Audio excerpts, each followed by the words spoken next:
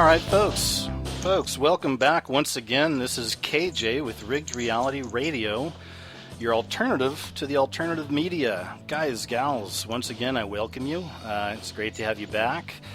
We've been on a tear here lately, been getting a lot of shows under our belt, which is good, and the audience is growing, which is always nice to see.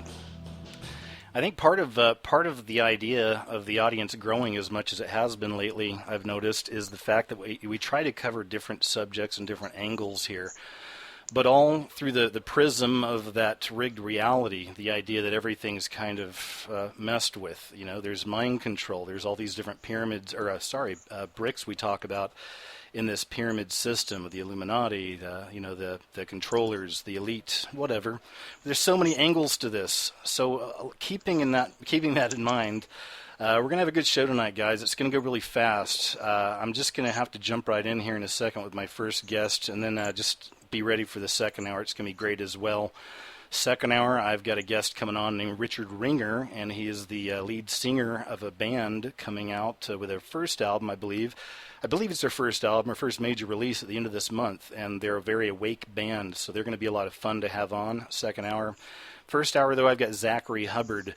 Let me just tell you a little bit about Zachary Hubbard and what I found here. I kind of stumbled onto his channel just about a week ago, and then I just tumbled right down the rabbit hole with him. You know, it's just when you think you kind of have a lot of things figured out, you find other pieces to this amazing puzzle. That's our reality, right?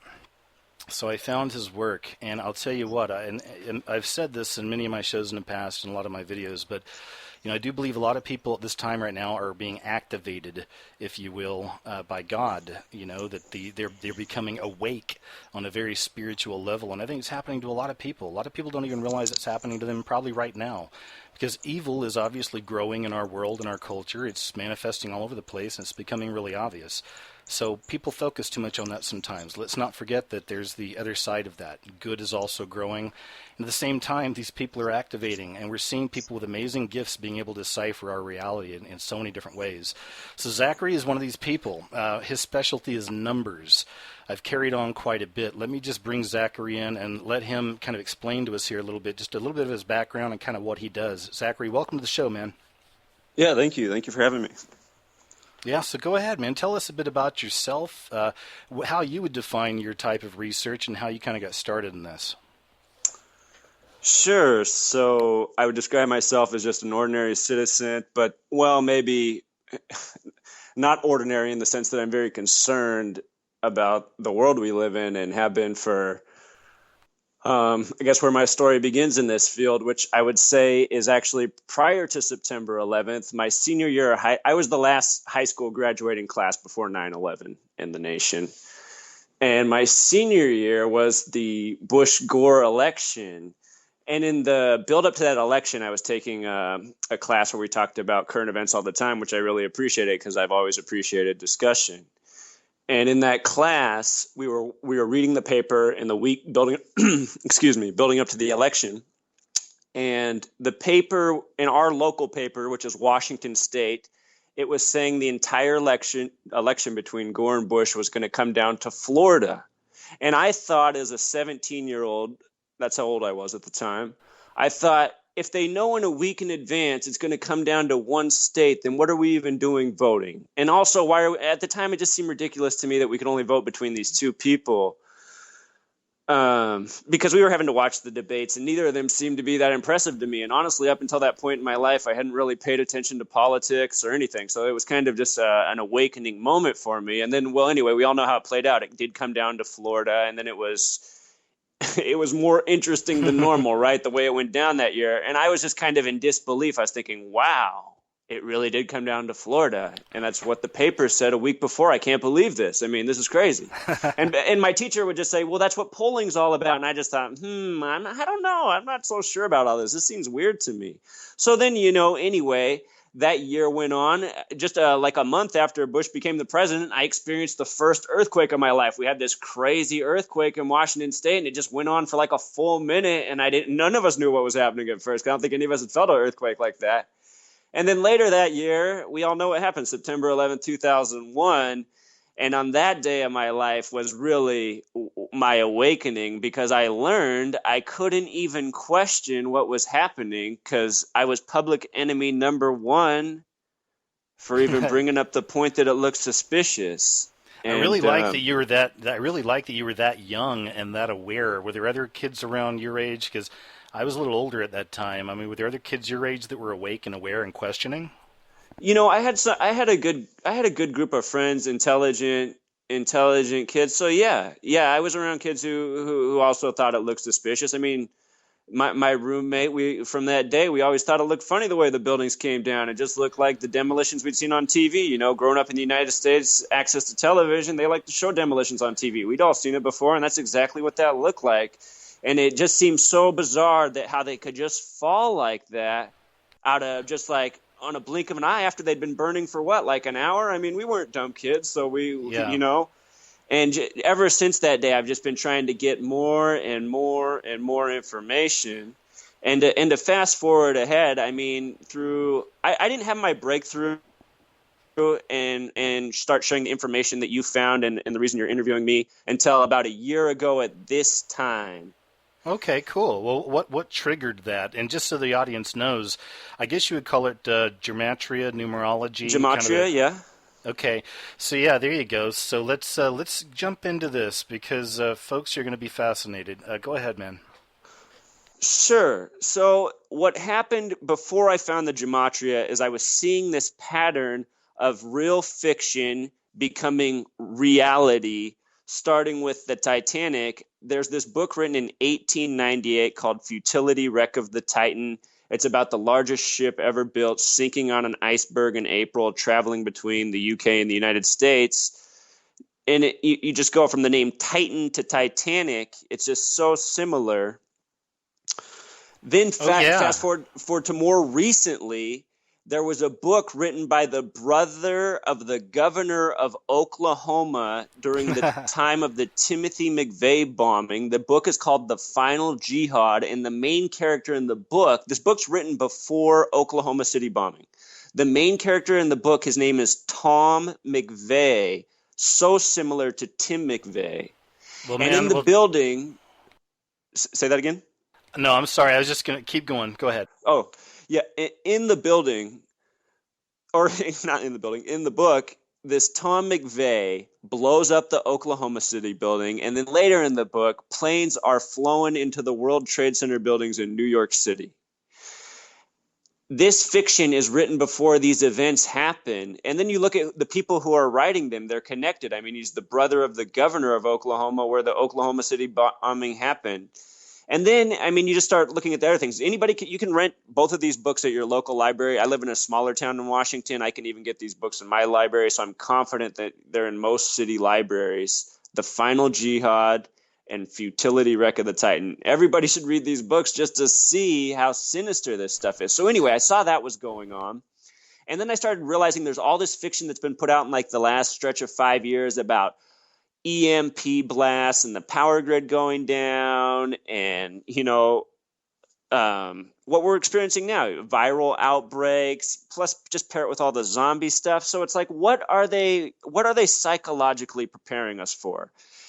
And then I just started looking at the use of the names in these ongoing stories, just from the nightly news. Take the Sandy Hook, for example. You see this man come out named Robbie Parker, and then the nurse and whatever her name is. And just over time, I started going, okay, if all this stuff is scripted and a fiction, how are they coming up with these names? Are they really just drawing them out of a hat? So I was looking for meaning. I was searching YouTube. I was searching the web. I was watching people's videos. A lot of people are good about making the connections with the mythology from the past, from different cultures. And I think there's a lot of truth in that. And I think that is definitely a part of it. But then I just, by chance, one night just reading, I learned about this thing called gematria. And at the time, I was also reading the Bible for the first time in my life. And as I'd been reading the Bible, I'd just been asking myself, how did they decide to put these numbers into these passages? Is it all arbitrary? It doesn't seem arbitrary. There must be some meaning to it. And at this time I hadn't studied numerology. you know it was all foreign to me. But then I read about this gematria, this real practice of coding numbers into words. And then I read that it was especially used by people who crafted many of the religious texts, such as the Bible. And I thought, oh, okay. So once I learned that it was real, I thought, what do I want to apply this to see if it holds up? And I first applied it to the 50 states. And when I did that, when I did all 50 states, what was cool by the end of doing the 50 states is I'd memorized what every number was in the alphabetic order, the sequence. Essentially, if you're not familiar with this at all and you're a first-time listener, the alphabet is A through Z, 1 through 26. Z is the 26th letter.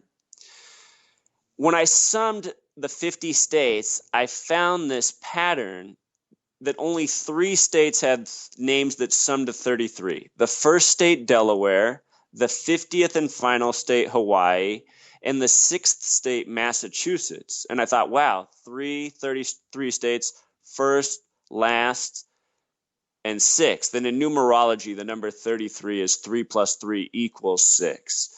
So it seemed beyond coincidence. But then I looked further. I really started looking at the first 13 colonies, and I noticed that of the first 13 colonies, only 3 were established on dates with 33 numerology. The first, Delaware, December 7th, 1787. To get the numerology of it, you just add 1 plus 2 for December, plus 7 for the day, plus 1 plus 7, plus 8 plus 7 for the year.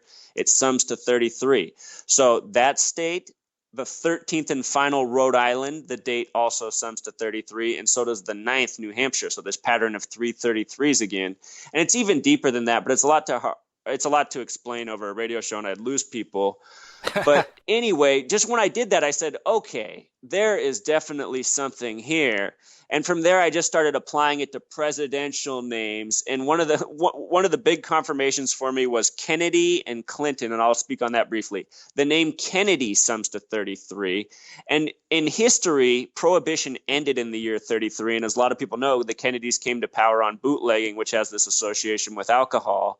Miller, the brewing company, has a gematria of 33. So do many other alcohol companies. And that's a tribute to that year 33. That's also why 33 is on the side of the Rolling Rock bottle. Well, I want to throw this out at you. This is just kind of random, but earlier, of course, I check out your videos, going through YouTube. I was going through my history and all this stuff, and wound up going back to your channel for a little bit, and I saw where you'd subscribed to me, which is cool. Thank you. But I noticed that my number of videos is 311. I guess that could be considered a 33, and I was like, that's weird, because I knew that you're connected to that number as well. But go ahead. Well, sure. The acronym USA in gematria breaks down to 311. Use the 21st letter, so 2 plus 1 becomes 3. S is the 19th letter, so 1 plus 9 becomes 10. 1 plus 0 becomes 1. S is the only letter you have to break down twice like that to get to a single digit. And then, of course, A is the first letter. So that's another method. That's called the Pythagorean method, because Pythagoras only considered the numbers 1 through 9 to be real numbers, but that's another topic. Yeah. Anyway, so USA becomes 311 that way. Anyhow, the name Kennedy sums to 33, and then when you start looking at the deaths of the members of their family, such as the ski accident, such as the drug overdose, the numerology of the dates sum to 33, just as we did for Delaware before its establishment date. Also, when you just think of JFK, he was assassinated 11/22, November 22nd. 11 plus 22 is 33. So I saw that and I said, okay. At this point, I was starting to talk. After I learned these things, at first I wasn't talking to anybody about this. I was just doing the research. Yeah. Then I started to talk to people, and some people thought it was interesting, but right away some people thought I was just crazy and said things like, oh, you can find patterns like that in anything. And right. I thought, or it's witchcraft. It's witchcraft. Burn him. Right. So I just kept doing the research myself. And then I found things like Bill Clinton. I realized he wasn't born Bill Clinton. He was born Bill Blythe to a very wealthy businessman from Arkansas who died on May 17th, 1946, unexpectedly on a business trip between Chicago and Arkansas. He was found dead on the side of the road, drowned in 3 feet of water, as the official police report. Mm-hmm. The numerology of that date he died sums to 33. So does the name Clinton. which is how I first got into investigating in the first place. I go, oh, the name Clinton equals 33. Then I found out, oh, he wasn't even born with the name. Have you done any research? Oh, I'm sorry, don't let me stop you. Keep going. Sure. So go ahead. Okay, so then I said, well, where does this name Clinton come from? Does it have any significance? So I traced it back in history. Well, Clintons were the original governors of New York, which was originally established as New Amsterdam on February 2nd, the 33rd day of the year. Also in this nation's history, February 2nd, the Mexican-American War once ended. Mexico in gematria sums to 33, as does the word Mexican. And Well, you just Zachary, said that. Oh, go ahead. No, go ahead. You just brought up that acronym 311. The reverse of that, 113. Pancho Villa, the famous Mexican rebel that caused a lot of controversy at that time in the region, his name sums to 113, another sequence they like to code.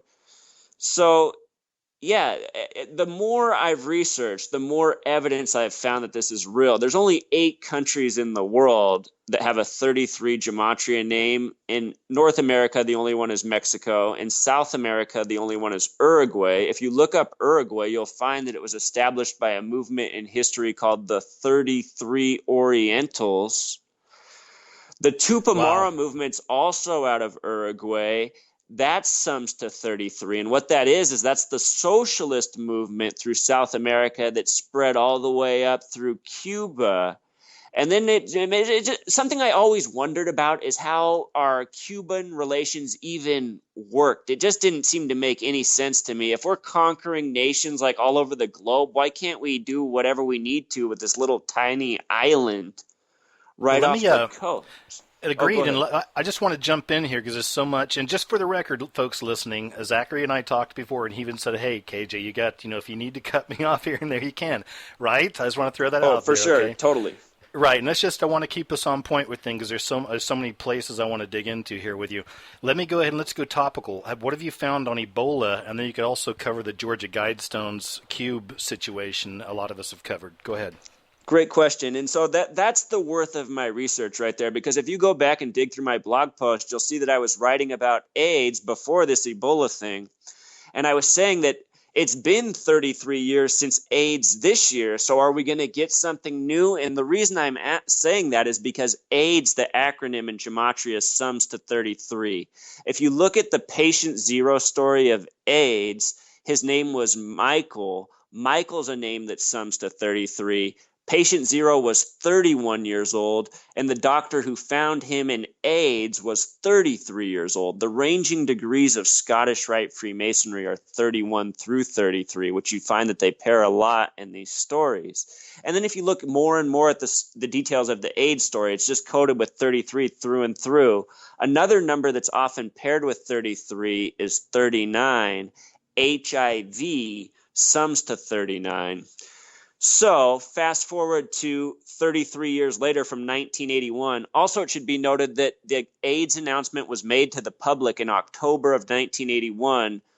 October is the only month in the year with a gematria of 33. And just for people who aren't familiar with this at all, words that sum to 33 in gematria are words such as people, person, society, order, destiny, believe, gate, fence, watcher, keeper, torment, suffocate. A lot of words that aren't very nice. The only word that's really that nice that's 33 is peaceful.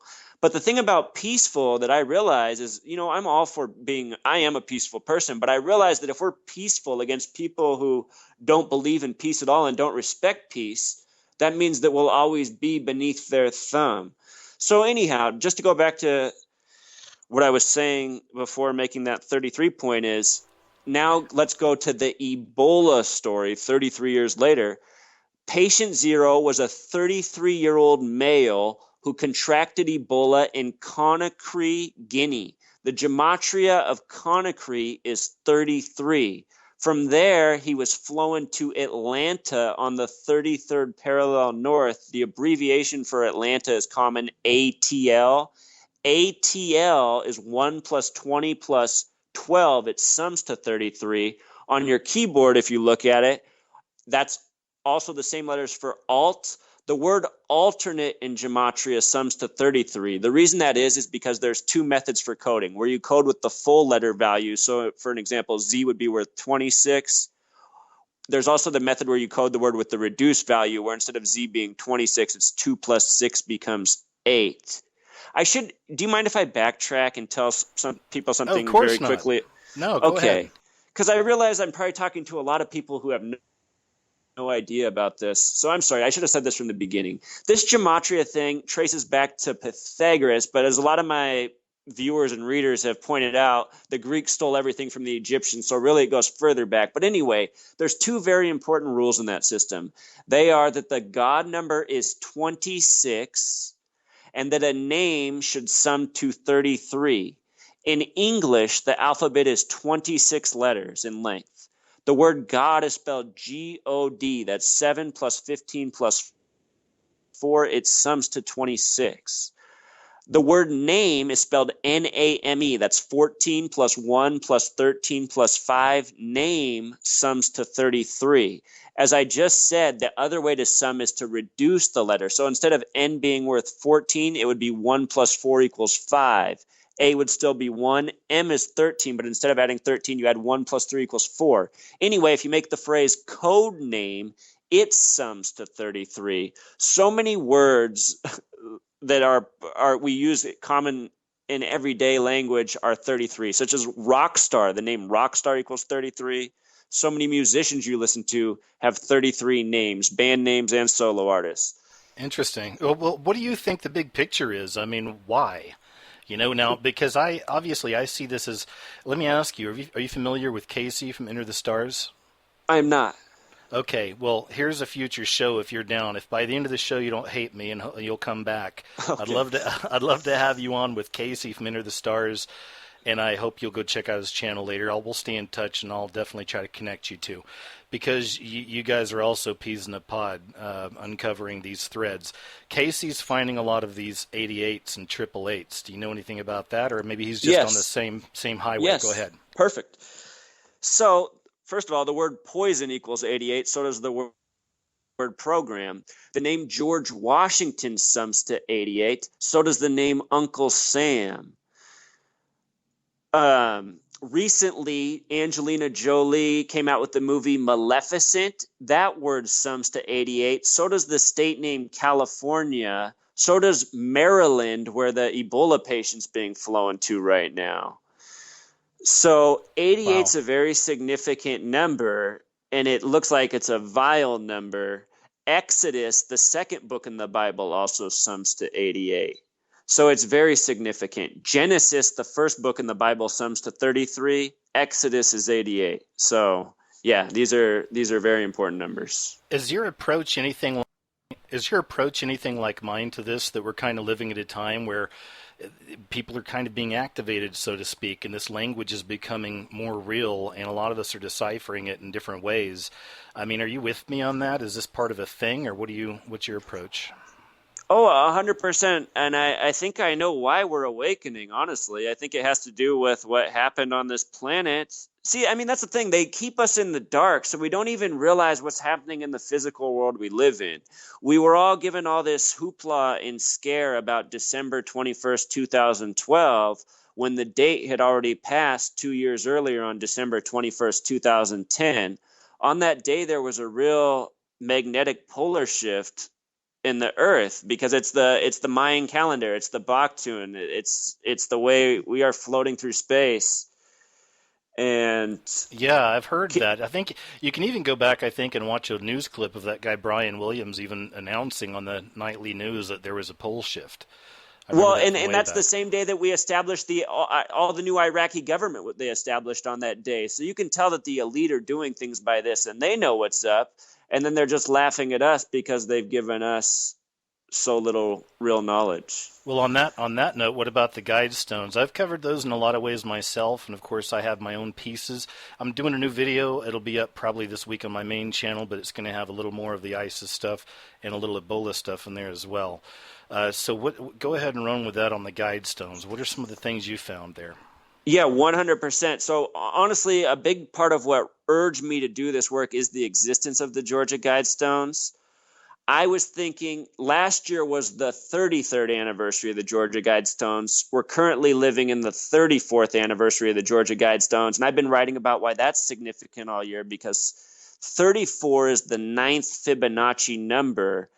Fibonacci numbers are the numbers of life. If you look at the spiral that's created in the galaxy, it's the same mathematical imprint that's all throughout our bodies, all throughout all living matter.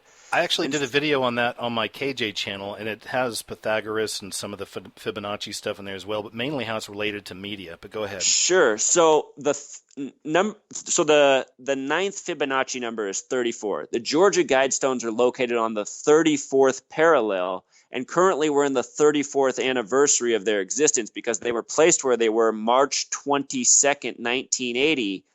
So that means the 34th anniversary will expire March 22nd, 2015. And that's also on a note, on my blog, I've made a prediction that something very big is going to happen March 15th, 2015. I think they have a huge event planned for us that day, going by their numerology. I saw that in one of your videos. Do you want to talk a little bit about that? Yeah, but let me finish with the Guidestones real quick. So a lot of people are wondering why this cornerstone was just put there September 21st, 2014. If you were writing out that date, you would write out 9/21/14. If you add 9 plus 21 plus 14, it sums to 44. Georgia is the fourth state in order of statehood, and the word Georgia sums to 44 in gematria. Only two states have a gematria of 44, Georgia and Wisconsin. So, also it should be noted that in English, the word kill sums to 44. So does the word hope, which Obama, the 44th president, ran on. And in the cornerstone, all that it says that they added was 2014. The thing about 14 is the words, imagine you're driving and you see the dead end road sign. The word dead in gematria sums to 14, and so does the word end. So I think all this stuff is very carefully lined up and planned out, and the reasons for the dates as they're chosen are well coordinated and stacked. Also on the Guidestones, that March 22nd date, in our own nation's history, our entire identity is formed out of March 22nd, 1622. That's the date of the Indian Massacre, also known as the Jamestown Massacre, where an entire town was supposedly killed by Indians. The word Indian in gematria sums to 33. The Indians were wiped out by variola. That's the scientific name for smallpox. Variola also sums to 33. But the point is out of that Jamestown massacre came the term Virginianers. And before that, there was no identity from anything other than Britain for settlers in North America. So out of that event came the original self-identity of what would become America. But first it was Virginianers. And then also out of that became a lot of literature about how the natives were the enemy. And that's what began the movement against the natives. So think about that. It's just like September 11th, really. It's the same thing. You do this event, you blame it on the wrong person, and you spiral all this madness out of it. So it's the same recipe almost 400 years later. And that's the beauty of this research, because it shows you how deep and how long all this same type of plotting and planning has gone on. And the difference between 1622 and where we live now is just how immersive it is. I mean, we all live in front of screens where they can talk to us and feed us with whatever they want to feed us on a whim's notice. So, Yep. Okay, good. Oh, sorry, man. All right, well, hey, good stuff. I'm just sitting here listening and rolling along. I'm loving it, man. Well, let's keep moving. Let me throw this one at you here. I did a video on this about 2 years ago, but I'm one of those people who experienced the ones. I've been seeing 111 for about 3 years now. Oh I'd say man. consistently, man. Like every week, I can count on at least five a week. That's the lowest amount I've had, but it's really consistent. So crazy that even people I've been around, friends of mine, whatever, it's like they'll experience this stuff too. It rubs off on people. But go ahead. Dude, you just gave me the chills, man, because I was thinking of that number as you said it. And part of the reason I think about it so much is because one of my life numbers is 111. I was born July 21st, 1983. So for my date, it would be 7 plus 21 plus 83, which sums to 111. And Wow. there's a lot of 111 stuff. Just to go on a side note, I have a lot of stuff to talk about. So I just want to tell you a special connection of mine. I used to be a really big sports fan, and I'm from Portland, Oregon originally, so Oh, neutral for a cool. football town. Love that And I was town always though. a big 49er fan, always. And even through when they were bad, and I actually got really, my interest in the 49ers started to fade as I was a teenager. I wasn't really into sports, but then they drafted Alex Smith when I graduated from college, and I didn't really know much about him at first, and the guy got thrown under the bus because he had such a horrible rookie season, but really he wasn't supposed to be playing. And anyway, I just kind of always became a supporter of him because I saw what a positive attitude and how he never blamed anyone but himself. And I just thought, wow, what a refreshing thing to hear from somebody, because it just didn't seem like anybody spoke like that, especially somebody who was getting hammered the way he was.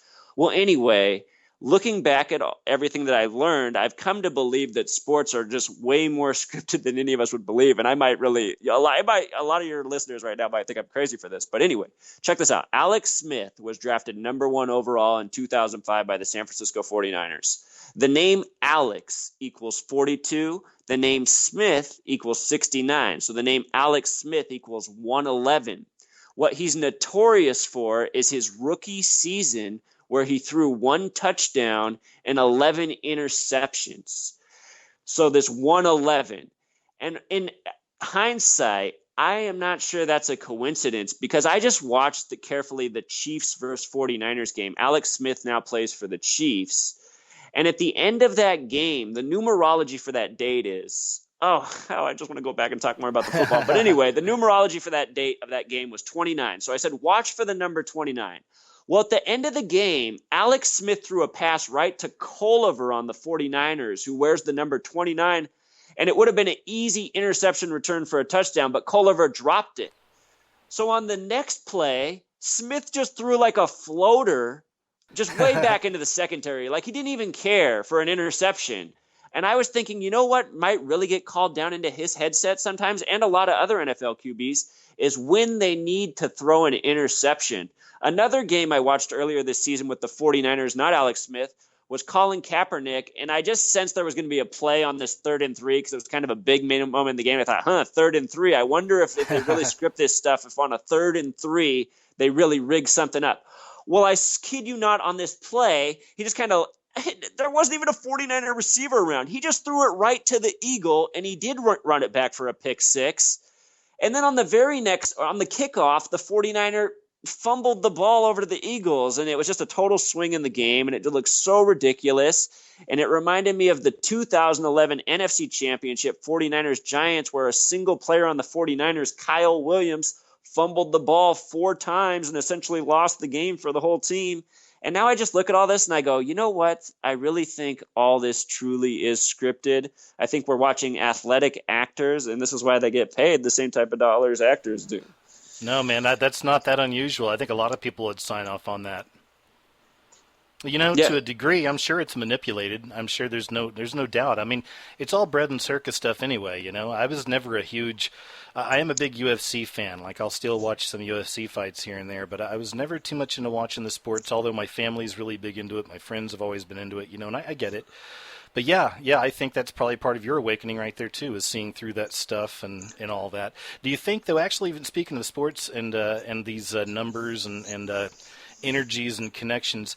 I wonder if that's all part of this, say the Illuminati, the elite, hiding all this information for so long, keeping it in the lodge, if you will. But I wonder if that's part of it. I wonder if you can manipulate these things to make money and to do things, or to get the girl you want or whatever. Is that one of these secrets you think that's been held, or is that something that's possible, you think? Oh, 100%. I think what I just said on the NFL about Alex Smith compared to the knowledge I have is pretty shallow, because the entire NFL is based on what I'm talking about. Even the shape of the football, which is known as the vesica piscis, or in Christianity, it's known as the mandorla, which has a gematria of 33. It's all about that. The Professional Football League was one whole league until the year 33, when they got the idea of dividing into two. And in Freemasonry, with the highest degree of 33, they believe in duality and conquering through duality. The NFL was established 33 years later, in the year 66. In gematria, if you write out the word 33 and then convert it into a number, it sums to 66. So there's very special relationship between 33 and 66. And then what you find out is, all throughout the history of the NFL, they've been trying to code this 33 into all sorts of sequences, especially the Super Bowl, such as this last year, where it was the first Super Bowl ever played on the 33rd day of the year, February 2nd. In that game, the Seattle Seahawks won their first Super Bowl. They happen to be the only team in the NFL right now with a gematria of 33. Oh, sorry, go ahead. No, you go ahead. I was just going to jump ahead a little bit here too. Now, as far as the numbers and all this, do you ever run these on celebrities, on even like so-called Illuminati celebrities, and like come up with a 666 or something? I mean, I don't know. I do. Sorry, on that Maleficent point I was making, at the premiere of Maleficent, I said that word summed to 88. Brad Pitt was attacked by a man, and I forget what his name is now, but the attacker's name summed to 88, and it's just. There, if you go through my post, I've just been decoding the headlines. So there's just all sorts of stories like this. Yes, they're doing this nonstop. They're even giving us the silly, nonsensical stories with the numbers coded into them. Why do you think so many people are seeing the 111s or the 1111s? It's a real epidemic. 11 is very much a part of 33. I think 33's significance comes from the fact that 3 times 11 is 33, because 3 and 11 are very important. In the history of the World Trade Center buildings, they were first proposed by David Rockefeller on March 11th, 1961, and at his time, Nelson Rockefeller was the 49th governor in New York, so it was essentially proposed and approved by the Rockefellers. They built the buildings 110 stories tall. The name Rockefeller sums to 110, just like the word president. And those buildings were massive 11s, essentially, in the Manhattan sky. The word Manhattan equals 29. 2 plus 9 equals 11. So Manhattan has a numerology of 11. If you look at... go ahead. No, sorry, man. Go ahead. I was going to say, these 11s are part of the 33. Also, with regards to 9/11, 33 years before September 11th, 2001, in 1968, 911 was made the national emergency dialing code. The World Trade Center construction began, and George W. Bush graduated from Yale in Skull and Bones. Skull and Bones has that number 322, like the Guidestones. George W. Bush's birthday is July 6th, 1946. If you add up the numerology of his birthday, it sums to 33, plus that 76. If you just look at the number 76, that's what the phrase Knights of Templar sums to. Knight equals 33. Templar equals 31. The ranging degrees of Scottish Rite Freemasonry are 31 through 33, and the Knights of Templar are the original Freemasons. So you can really see how all this stuff lines up by being able to decode these words. See, I had all this knowledge for a decade, but I could never put it together this clearly until I figured out how the numbers were within the words. That was like the clarity I didn't have before. Right. And Okay, good, man. I think we covered, we got the 111s you said. Now, did you ever say, though, I mean, why do you think there's a big deal with that number in particular? I see that all over. They even made a movie about it. But why do you think that number's resonating with so many people now? Okay, so check this out. So it's all about numerology, man. If you sum 1 through 11, it sums to 66. 66 is a super important number. If you take the first 13 colonies, and in numerology, if you reduce each of their names to a single digit, then add them, the first 13 colonies sum to 66. The first highway ever built across the nation was Route 66. What's funny about the name Route 66 is that if you turn it all into numbers and add it up, it also sums to 66. So again, this is a tribute back to 11. And when they say World War I ended at the 11th day, 11th month, 11th hour, you add those three 11s together, it sums to 33. If you look at Bank of America's symbol, it's a flag made up of three 11s. You add the three 11s together, it sums to 33. So the reason that this number 11 is so important, though, is just, well, okay, so it's also the pyramid number. Do you know what happens if you multiply 11 times 11? No. So it's all mathematics is what I'm trying to say. Remember, there's this relationship between 3, 11, and 33. If you multiply 11 times 11, the number is 121. If you multiply 111 times 111, the number becomes 12,321. So imagine that. It's 1, 2, 3, 2, 1. If you keep multiplying the same amount of ones by the same amount of ones, it continues to form a sequence like that, just like a pyramid. Cool. Can you imagine what I'm saying? Can you envision it? I can, yeah, totally, man. I mean, that's a totally different approach I've heard. I've heard everything else but that, and I like it. But go ahead. So yeah, this is what I'm saying. The reason these numbers are significant is because of their mathematics significance. And then all you have to do is just think about the symbolism. We all know about the triangle symbolism, and we all know about the pyramids. So you just see how this extra layer brings it all together. So I know you're like saying, but what is it about 11? But what I'm saying is what it is it's what it is in mathematics and in numerology. And the thing about numerology is a lot of people just laugh at it, but the reason we laugh at it and scoff at it is because it was never taught to us in the public school system, which we all came up on, essentially. Or they think that it's of the devil. I was going to ask you that. Do you get a lot of the accusations that you're doing evil work and stuff, or is that a thing on your videos? I don't know. I'm just asking. So no, but I know, but in a way that's happened because I had this person who was really into what I was saying, but then when I started to show him about how some stuff that, kind of made him question his own belief system, then he kind of shied away. Okay, yeah, just throwing that out there. Yeah, not to bring the party down.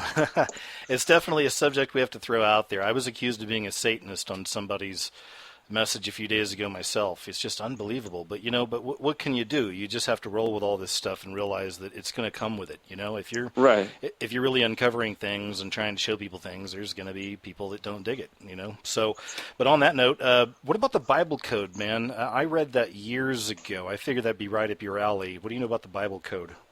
So I got that book while I was doing this research, and I honestly I haven't even finished it, but I do think it's interesting, and I think that's part. I think the coding is really deep and layered, and these people who've done this it's obvious how brilliant they are. I mean, you have to give them their credit; they're really smart people. Sometimes it even makes me wonder if they're really people. Yeah, right. So, well, what about ISIS? That's another one. Have you made any interesting connections with ISIS on anything? Because that's a big deal right now. Sure. I even have some video posts about it. And I also think maybe ISIS, if you say it backwards, it sounds like CC. CC. And I think maybe there's something to that, too. Because 33. Right.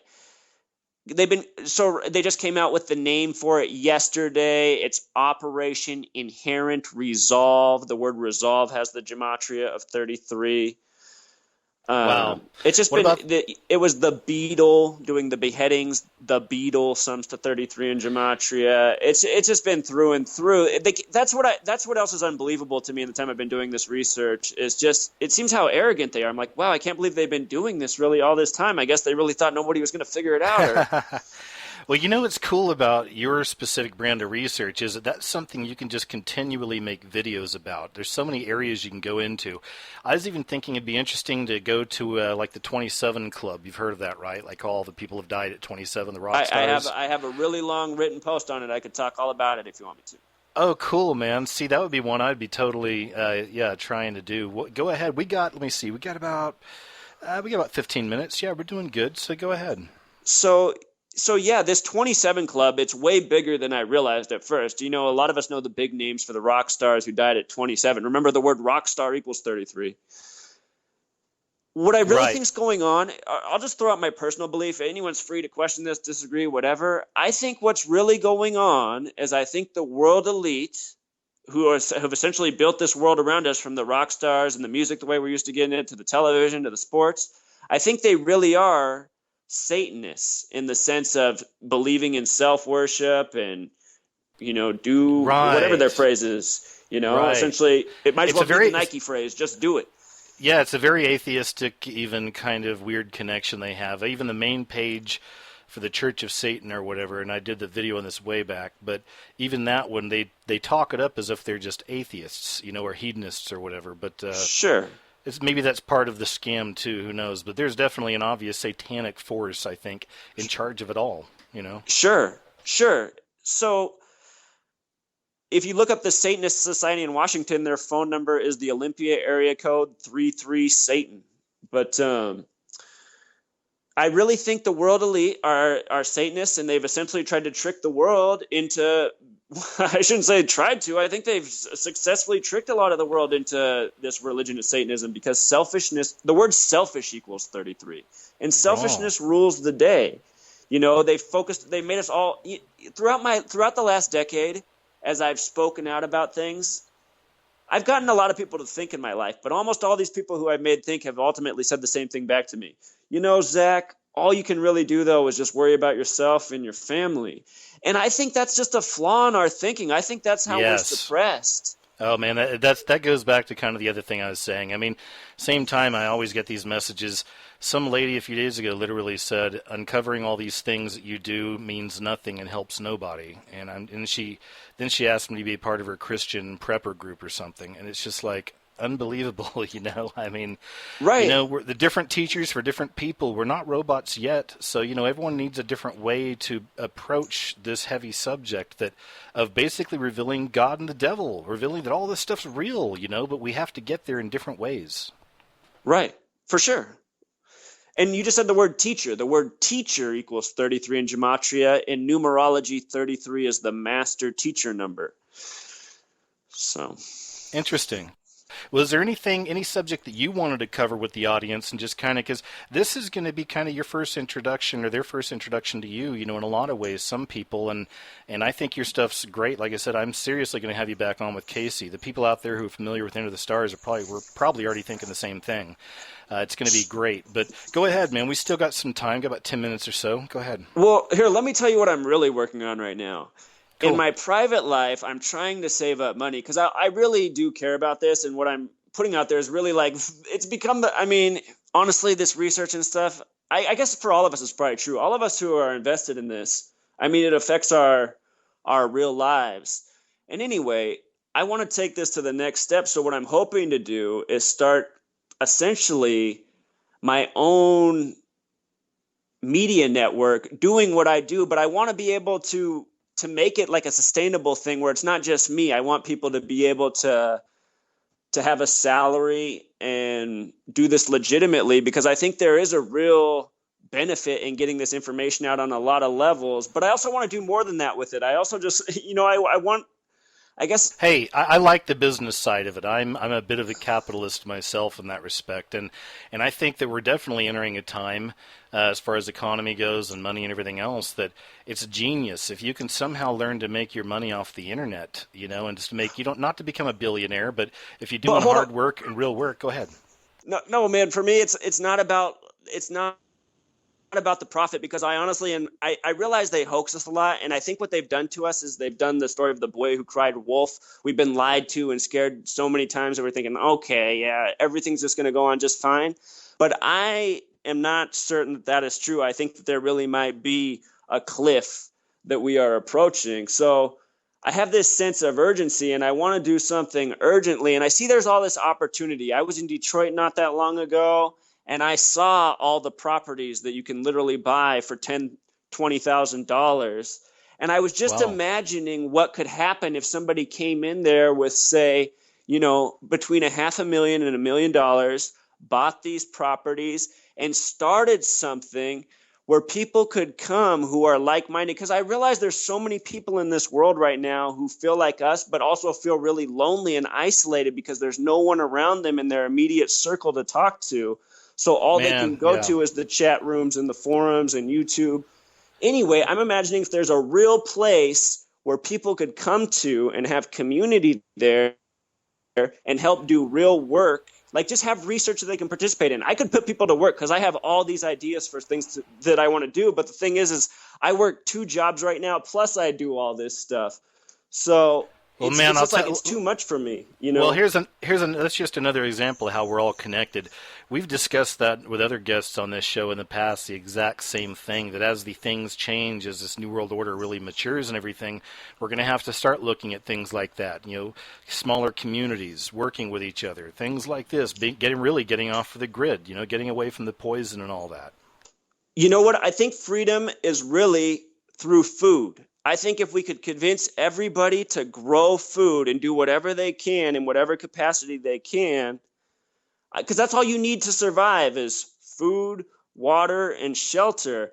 And we have all the shelter, and we have more than enough material resources in this country for 1 million lifetimes over. All we need is sustainable food. So if we started growing food and coming together as communities, then we could truly overthrow what has been done, because I really think it is just like the Wizard of Oz. You just need a little brains and a little courage and a little heart. And with regards to the Wizard of Oz, something a lot of people don't realize is that in the movie they changed her slippers to red, but in the book her slippers are silver, and she's walking the gold road with the silver slippers, because the whole premise of the book is to overthrow the system that's got the terrible spell over the land. Is people just have to stand up and actually confront it. And I think the reason that we don't do that is because we feel so isolated and powerless. But I think if we were in communities and nourished, I think it could happen. Yeah, I think that's great. I think it's great. I mean, I think the reality is obviously that we won't see that on a grander scale until people are forced into it. But I could definitely see it happening. It could happen in communities, though, quickly. Yeah. Because I live out here in Seattle, right? And out here, there's already big community gardens, and you have enough of my personality type within a 1 mile radius. So in smaller levels, it can happen. We're nowhere near on national, but even if we can just start wherever we can start, it's something, Totally, man, and I love that. And I want to, real quick, here's one I wanted to ask you too. I'd actually written this down before the show, and I want to get it in here. But so I imagine with the way that you can break things down and decode using numerology and everything else we use here, and you can look into people's names. Now, I think you kind of already answered this a few times, but you can look into someone's name and find maybe something bad about their character or good. And if so, have you ever done that on like a family member or a girlfriend or whatever, and found something that you didn't like? Oh my goodness, dude! Dude, oh man, you just asked a great question. Are you sure you haven't seen my video post on this already? Seriously, man, no, I haven't. So this past April 7th, 4/7, that's this important number in this gematria thing. I got 2 text messages out of the blue from 2 girls that I dated in the same period of time about 2 years earlier, and I had not heard from these girls since. We hadn't been dating. And they both texted me on this April 7th. I thought, weird, because I already knew this number 47 was significant. So I'm like, oh, that's strange they texted me today. It was already strange to me. But then I just said, oh, what do their names add up to? So I did their names. One's name was Maddie. Her name summed to 47. The other girl's name was Trish, and Trish sums to 74. And I thought, what in the world? Then I thought about it more. I have my girlfriend right now. I met her on the 4th of July, this 7/4 thing. And then I thought about I had a girlfriend who I dated a long time in college. Her birthday really was the 4th of July. So I thought, what is with me and girls and this number? And That's interesting. There's a blog out there called The Accidental Numerologist, and that's all he writes about is relationships. He said he found this out about 30 some years ago, and that's all he's in. And he shows people how all relationships come down to our numbers from our name and our date of birth and stuff, which is, I mean, maybe there really is a layer of truth to it, because I'm finding it in my own life now that I know how to decode this. That's so wild, and I think you already mentioned that a lot of these numbers too, they're like Bible scripture. I mean, I guess would it be possible for somebody to study, really get into the study of Bible scripture and understand the places and all that, and then open their mind up to all these things? And do you think they would find all these different connections and just everything, media and all that around us? I see. That's the kind of stuff I want to do, because I think it's 100% there. I already find a bunch of it, so I just need more and more to uncover. And what you just asked me, I 100% think is there. Well, let me throw this one out too, because we're running out of time here a little bit. Still got a few minutes, but I want to make sure you throw out there where people can find you. Also, I always upload this show within 24 hours to my main channel, Scariest Movie Ever, and I'll put a link there as well. But go ahead and tell the people where we can find you and maybe what you're working on next. You already mentioned a little bit. Go ahead. Sure. So the majority of my work, if you take the time to read, I have a written blog that has so much information. It's insane. The address is freetofindtruth.blogspot.com. So I hope that's clear. freetofindtruth.blogspot.com. I have someone building a website for me, but they are taking way longer than they said they would. It's free. It will just be freetofindtruth.com. And then also, if you want to search for my video blog, you can just type in that same phrase, or you can just type in my name, Zachary K. Hubbard, and it'll come up. And I've put up a lot of videos, and it's been fun to see people's responses. But I think my videos deserve a lot more views, because a lot of really fascinating videos I've put up have only been viewed like 200 times, and I think, man, this video deserves to be seen by more than 200 people. I'll say this, man, and it's just been my experience, what I've seen throughout the years on here, and not just myself, other people, but it'll be found and it'll grow, because I believe it's solid, good information. Sometimes it takes a little bit of time for it to catch, but then when it does, it just goes, and it's good. And then you'll start finding a lot of other like-minded people. We could go on forever, because there's so many other channels that I really like that can connect things, and I could just tell you about them too. But I'll save that for next time, man, because I think we're pretty much at the top of the hour here. Probably need to cut off to some commercials and stuff here in a moment, but before I do, just once again, Zachary, thanks so much. Hey, also, I got to ask you this one. No connection with L. Ron Hubbard, or is there by chance? No, and honestly, I don't even have any bloodline to the name Hubbard, because that's my dad's adoptive father's name. He doesn't even know who his dad is. My real last name would be Greenblatt, and I wonder if maybe I'm connected to the guy who owns NBC. Wow, it could be. That's right. Well, hey, man, thanks again. It's been fascinating, man. I'm just my main feeling right now is I'm kind of bummed, because I still have so many places to go with you. So I hope you'll come back soon. I'll get in touch with you, okay? All right, sounds good, man. Yeah, I'll definitely come back. Thanks for having me. Zachary, you're welcome. Hey, man, thanks again. And, folks, once again, this is KJ with Rigged Reality Radio, your alternative to the alternative media. That hour went really fast with our friend Zachary Hubbard. I hope you enjoyed it. We'll definitely have him back soon. And coming up next hour, I'm going to introduce you to an up-and-coming band that's Awake, and I think you're going to have a lot of fun with this one, guys. We'll talk to you in a little bit.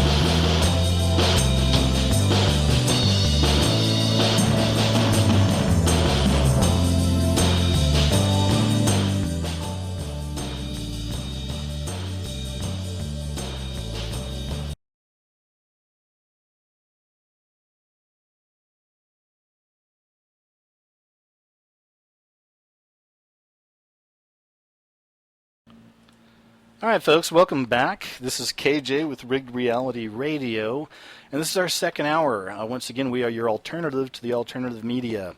We like to cover all different aspects of the media, and if you're familiar with me and my work on YouTube, my videos, I'm a big fan of music. So I was really excited to hear from our next guest, and this has just been over the last few weeks or so. It's been hard to get this man on the show here, but his name is Richard Ringer, and he is the lead singer of the band Injecting Strangers, and I'm very excited to have these guys on. Quickly, I just want to say, I'm definitely not the type I'm not shilling for a band or anything. I've been doing this stuff for a long time. I've been approached by a lot of bands in the past, and to be on some podcasts and all these other different our podcast shows, web shows, and all this other stuff. I just never really do it. But these guys contacted me. I checked out a video off of their new album. I believe the video was called Detroit. Is that right, Richard? That's correct. Cool, man. I checked that out, loved it. I'm a big music geek. Most people know that I really love music, and I fell for these guys. They reminded me of a combination of, I don't know if people out there know, but Spoon is definitely one of the yeah, I don't know if that's a thing or not, but also really cool. And My Morning Jacket, I don't know if that's an influence or...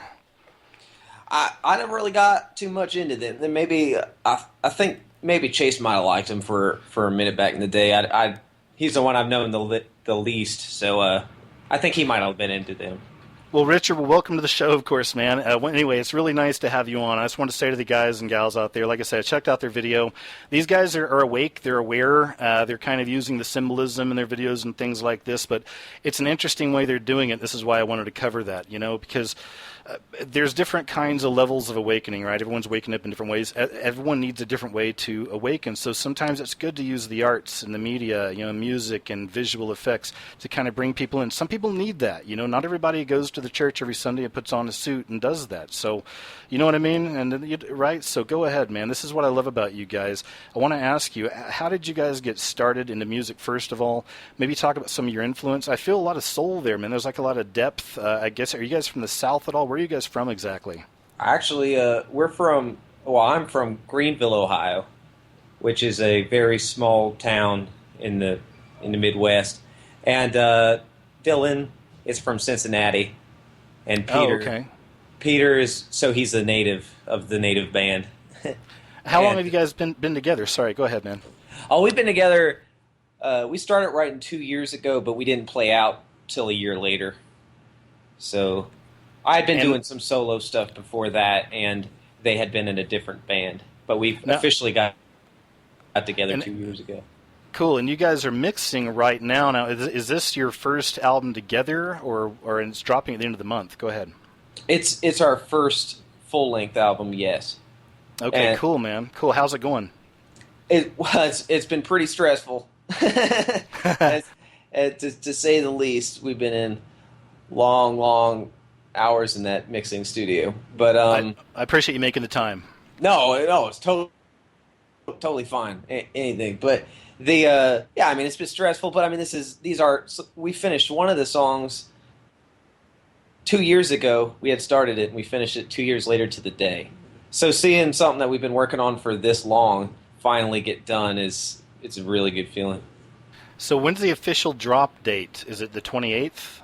20th? Yeah, it goes online on the 28th, and then would do a show on Halloween. Are you guys? I know you're probably exhausted, but is there some excitement in there at least? You guys got you excited? You anticipating? Oh yeah, I'm dying of anticipation. I mean, it's yes, we're very very excited. Well, I love that you guys use a lot of the, the Illuminati symbolism and all that stuff. I saw the video, of course. You have a lot of that stuff going on there. You got the new reptilian poster for one of your shows up. So, can you go into some of that, man? Like, how many of you guys are on board with this whole awakening, and what levels are you guys at? How'd you get into it? How much of it plays into your music and your art? Go ahead. Sure. Well, the main people I describe as being into that in the band would be most main Chase, the drummer, the one who had contacted you. He's definitely the most knowledgeable of all the terms and all the current ongoings with it. Did he But tell you about? Did he tell you I was paranoid about his email name when he first contacted me? what is his email name? It was ChaseFace666. Oh Right? So, yeah, that is. right. So that's the first I bet thing I you got get from a lot him. of crazy people emailing. Well, yeah, man. Like, I've had people approach me with bands, and then I go see their stuff, and I'm like, oh, they're pagans or something, and maybe they want to make me look funny. I don't know what it was, but so I got the 666, and he told me the name of the band. I go watch Detroit, and I don't know really much about you guys, and it's got all the symbolism, but I loved the song, and then all of a sudden I'm like, okay, 666, the symbolism, you guys, but that's the way I've got to think, man. I don't want to call it paranoia. You just have to be on your toes with this stuff, So, but anyway, we had some great dialogue between each other, and now we're here, and I'm glad you're able to join us. So, yeah, I know you guys are good guys, and let's talk about the music though, because I've only got to hear the one song so far. But tell me about your influence. What are your influences, guys? I mean, what? Go ahead. Oh, it come with various influences.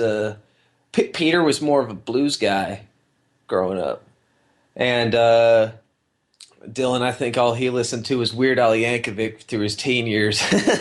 That's cool. But nothing against Weird Al Yankovic. But Chase has been really scattered and eclectic, and he can go from anything.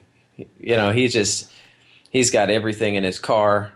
Every time I get in his car, I end up like stepping on 3 CDs and having to replace them later. Yeah. But yeah, go ahead. Sorry. Oh no, I'm sorry. Go ahead. Oh, I was just gonna say, like mine. Growing up in the Midwest, you're attracted to certain themes and stuff, and I got really into Modest Mouse. Me too, man. Me too. This plane is definitely crashing. I love that song. I once got on a plane and didn't know that was queued up on the play, and it was like those old school headphones where you can hear them all around, and it's like, this plane is definitely crashing. That is not good. Yeah, but it's always got that memory. But yeah, no, I mean, everything they sing about, like, what was happening to the West and everything. Well, it's just even on that note, real quick, Richard, isn't it? See, that's interesting, man. A lot of people don't want to accept that you can find wisdom and knowledge through a punk band or an indie band or any kind of band, or any kind of media. I think some people just completely block it off, but it's not black and white. I think the black and white gets us in trouble. There is a gray there, I mean, there's wisdom found in all kinds of areas, and it's real wisdom, right? Oh, yeah, I agree. And artists are always trying to wake the public. We talked about artists a few weeks ago on the show, but the artists also a lot of times during dictatorships, the artists are the first to die. The artists are the sensitives, and they pick up on the feelings and the vibes and the frequencies and the this, and yeah, some of them go crazy, and some of them can handle it and get it out through their art. But it's important. These are messages that aren't necessarily mainstream. We get from the artists, right? Right. No, they wouldn't be mainstream messages. That's for sure. For sure. But you're right. I think the Midwest has a lot to do with it also, kind of growing up in that environment, even in the South, just questioning things and whatever. I mean, how are you feeling now, man? Like, I think I'd kind of joked around with you about this before the show, but really, like, let's say things just boom. You never know, what's going to happen. And one of these days you get approached by somebody who's, hey, kid, you guys are pretty good. And, offers you a nice big fat contract, but maybe it's one of the bad guys. Have you guys ever actually played that scenario out? Well, yeah, I mean, obviously the first line of business would be to have Chase assassinated. Of course. Because, I mean, this, the Stones had to get rid of Brian Jones. We got yeah. I mean, Chase knows too much anyway. He knows too much as is. Well, no, I tell you, me and Chase differ on this just in the importance of things, but I could honestly say that I wouldn't want to get behind anybody else's agenda but my own. That's good. Yeah, I think that's good. Yeah, I think that's solid. Are there any singer-songwriters you look up to as an inspiration, as kind of like that you'd like to mimic maybe that path, or even bands? Oh, yeah. I mean, I've been listening to a lot of Zappa's Joe's Garage album. I've got a Zappa quote on my YouTube channel. Yeah, Zappa's great. Zappa's tells it how it is, and Joe's Garage, all it was doing was just making fun of the whole system that he was such a big part of. And And he that's had to release that on his own, but yeah, and I like that he was absurd. I like that he did that on purpose. I like that he was an artist and he did wild stuff, but he was telling you the truth about a lot of things too that and nobody else was. exactly. It's Yeah. important. That's good, man. You got to shake people up sometimes. But that's a good influence. I mean, I don't know. You go out to a lot of clubs and stuff, and it's just kind of like sleepy music, like lullabies up on stage. And Well, like well, if I go to a show, I want to see a show. and I'm glad you're bringing that up, man, because here's the other thing, because my show's not just about, conspiracy theories or this and that or the other.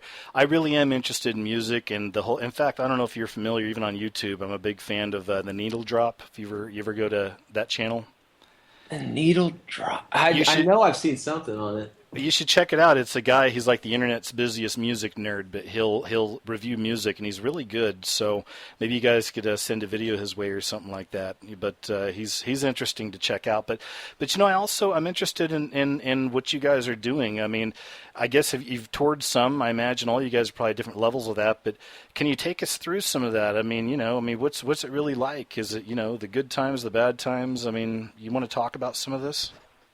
Yeah, what like just going to shows and touring? Yeah, exactly. And then even this stuff backstage, does it really get crazy and wild? I'll tell you this, I don't know if you have you ever heard of the Green Door in Oklahoma City?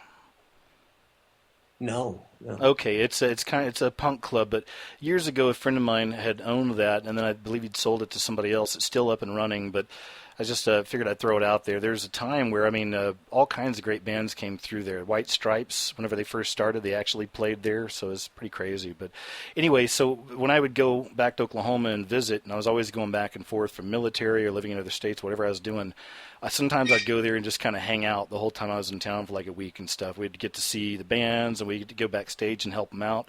So we got to see some of the craziness that happens. I mean, what's some of the crazier things that have happened with you guys in touring? Oh, that's a loaded question right there. If I've heard. Yeah. No, I wouldn't say that we get too crazy. We just kind of get mischievous. Like I wouldn't. It's not like we're. Oh, and I understand. Yeah, you definitely don't have to tell us everything. I imagine there's some things that Mom might be listening for all we know. You don't know, but I mean, are people generally pretty cool? Have they been receptive to you guys, to your music? Yeah. People have been cool. Like I can only really think of one person that's ever really given us any trouble or anything, and everybody seems to be receptive at the audience. We always have somebody that's going to take us home, give us a place to sleep, and it's just. It has been a really positive experience in believing in human nature. Well, yeah, absolutely. Well, I got to ask too, how is it getting along with other bands? I don't know if I guess you probably played before and after some other bands and stuff. Are they all generally pretty cool? Generally, everybody's trying to do the same thing, so they're we're all kind of in it together. You're gonna get your occasional band like. I don't know. Probably the worst experience I ever had with a band was they said that they were from a location, and then when we got there, it turns out they weren't. They're from 30 miles away, and not that location. So we were expecting them to help draw in the beginning of the night. This was early on, and so they didn't bring anybody, and then they proceeded to wreck the stage after they were done and hit the disco ball down and knock over the microphone, which wasn't theirs. And I don't know. That's not punk rock. That's just rude. Yeah. I used to see a lot of that at that Green Door, the same thing. People would get too carried away, or if a punk band wasn't doing too well or wasn't really being received, they'd jump off the stage and really start fighting with people and stuff. So that's never fun, but I imagine you're going to see all that. But I kind of want to jump back to one of the other questions, though. I don't think we totally explored it all the way, but seriously, man, let's think about this. Because these things happen, these contracts are out there. I mean,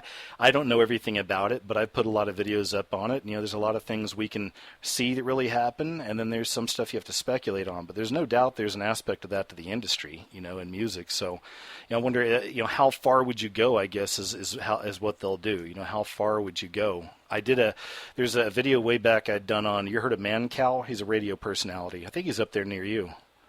I don't know if I have. I don't think so. No, he's like a shock jock guy, but he had talked one time about going to one of these big parties, a celebrity type party with bands and musicians and all this, and how it was all just eyes wide shut type stuff. You know what I mean? Just really really crazy. So just throwing it out there, just something to think about. You never know. I don't wish this on you. I don't want this to happen. But I mean, you never know, man. You got to think about these things. Well, like I said, me and Chase sort of have differing views on all that. You would probably, I just on the reality of it in general. So, Well, like what's kind of your view then? well, to me, well, now I got to go. It's going to get deep. Is that okay? Oh, I love that. Deep is you're going to be at home at Deep, and remember the Illuminati, of course, are probably listening. So go ahead. I'm just kidding. Totally. Good man, but no.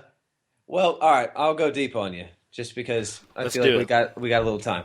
Let's go. We got plenty of time. Go for it, man. I'm gonna grab a little bit of honey here, my little bit of honey candy, and suck on it so I can keep talking. Sounds good. But yeah, so basically, Chase does believe in the Illuminati, and that there could be a lot to all that. But with me personally, I'm sort of I'm neutral with it, because to me, how I feel, and this is sort of going into my deepest belief here, but I feel like it's the right show for it. But how I feel is that it doesn't really matter what's going on here, because we're sort of all just characters in somebody else's song. Now let me explain that. I'll explain it, and it'll make sense. I promise. Oh yeah, go for it. And take all the time you want, man. No judgment here. Seriously, it's like, again, I had mentioned in the first hour, I've been a lot of some kind of more religious type attacks on my videos lately, and I almost wanted to start off the show tonight and say, I'm not your preacher, your pastor, or your priest, and I'm not. And this is not a religious program. I'm spiritual. It comes up with the guests that it comes up with, and I believe in God and Jesus and all that, but I know that not everybody thinks like that. So I try to keep an open mind. We get different voices from the community on here, and that's one of the big reasons I'm happy to have you guys on, or have you on. So take all the time you want. Let's get it out there, because I have no doubt there's other people out there to listen that probably agree with you, man. So go for it. All right. I'm all ears. All right, cool. Good. I'm glad to hear you say that. So basically how I feel about it is it just doesn't really matter. It's all part of this thing that's going on, this world, this universe. But to me, all we are right now is characters in somebody else's song. Now, why I say that is because you can go back you can even go back to the beginning of the Bible. You can go back to a lot of ancient manuscripts, and what always comes before everything, the universe, the earth, man, it was the Word. A word came first. So if a word came first, what is a word? Well, if I'm making words, I'm making vibrations. So a word can be a vibration. Well, what's mass made out of? It's vibrations. So what are we? We're somebody else's words. And what's our nature? What's our prime directive as human beings here? Well, it's to, become like God, knowing good from evil. So to do that, you have to create yourself. And if anybody around you has ever done anything, or could just see it, or maybe they needed something like psilocybin or something to show it to them, but if they looked at a painting and they could see that it was actually alive, that artist had made something that was actually alive, then why can't we just be the life of somebody else's work? So I think go ahead, man. Well, how I feel, and what I'm doing with my album, and everybody in the album is doing it, but I'm doing it with the themes, is that I'm making my own little universe there. That's my creation. That's what I'm doing. What the one before me did, and I'm doing. I get it, man. I get it. I mean, even there are some aspects of that I can definitely connect to. I mean, even the whole idea of the word and everything, and then the song aspect. I mean, that just really inspires my imagination. I don't know how right or wrong I am, but It's interesting. I see it as like God's song. Maybe it really all started with a song from God, the creator God, Father of everything. This is my approach, I like that. I see the beauty in that, and like I said, obviously I've got my, I'm not a religious type, and I've been away from church for a long time, but, I'm a God guy, I'm a Jesus guy on a personal level, this is what I would hope anybody would get into. But like I said, when I look at my own life, years before even I so-called woke up, and I was the type that had gone to church and all that stuff and just still felt lost, and you know what I mean? So I've gone through it, and I've had my own path, and I'm still on it. I'm not perfected, and nobody is. So this is why there's no judgment. I'm not saying, I'm on a different level than you and I'm higher. No. I just know what I know and what I think is working for me. You know what I mean? That's where I go with it. And if we shut other voices out that don't see things exactly the way I do, we're in big trouble, man. We are in big trouble. We got to communicate with each other, and we got to, share these ideas. And I think it's a beautiful idea you shared, man. And I'm glad. I know that probably made you feel a little weird at first, but I hope now we still have time in the show, but you're free to express yourself. You're free.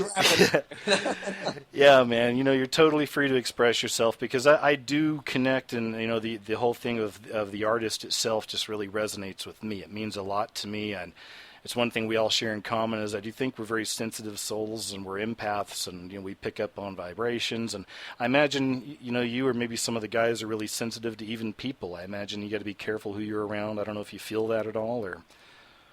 Well, yeah. I mean, that's part of being a person. Even if you're. Yeah, but I don't think everybody can feel that on a deeper level. You know what I mean? I mean, I can literally just be around someone for just a little bit and just feel like I see right through them. I don't know if you ever get that or not. How long's your hair? Super short. I was an ex-military guy, and I got so used to keeping it short that I just run with it. People ask what I look like. I always say like a cop. People say or a military person. Nice. Well, how about you? You got long locks or what? Oh, no.